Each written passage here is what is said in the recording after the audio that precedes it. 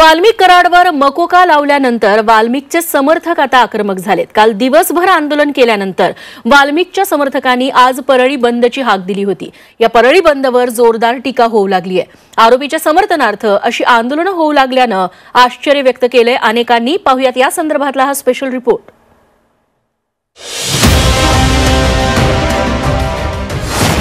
वाल्मिकच्या समर्थनार्थ परळी बंद। खुन्याच्या समर्थनासाठी परळी बंद कशाला? परळी बंदवर वाल्मिक विरोधकांचे टीकेचे बाण। संतोष देशमुख हत्या प्रकरणात मकोका लागलेला आरोपी वाल्मिक कराडच्या समर्थनार्थ त्याचे समर्थक मंगळवारपासून आक्रमक झाल्याचं पाहायला मिळत आहे। मंगळवारी आक्रमक आंदोलन करणाऱ्या वाल्मिकच्या समर्थकांनी बुधवारी परळी बंदची हाक दिली होती। परळी बंद आंदोलनावरून जोरदार टीकेची झोड उठवण्यात आली आहे। परळी बंदवरून मनोज जरांगे पाटील यांनी थेट इशारा दिला।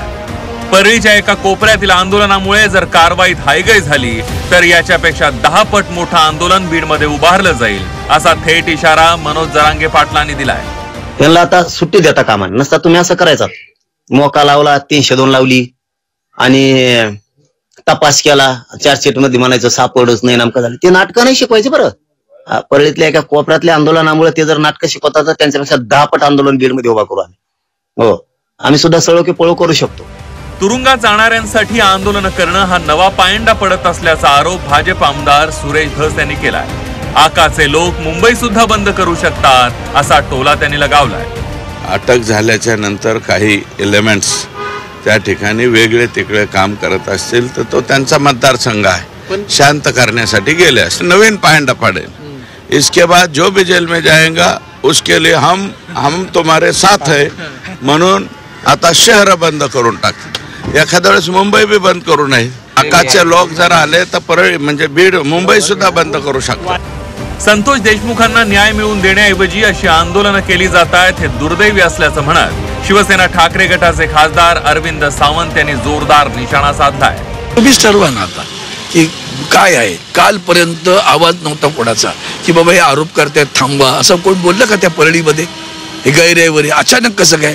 आणि म्हणूनच दुर्दैवानं त्या बिचाऱ्या देशमुखचा मृत्यू ज्या पद्धतीने अजूनही माझी हिंमत होत नाही ऐकण्याची।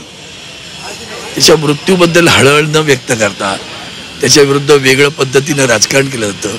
हे जे जातीपातीचं राजकारण आहे ते पोसलं जात आहे सत्ताधाऱ्यांकडून, त्याची परिणती तिथे पाहायला मिळते।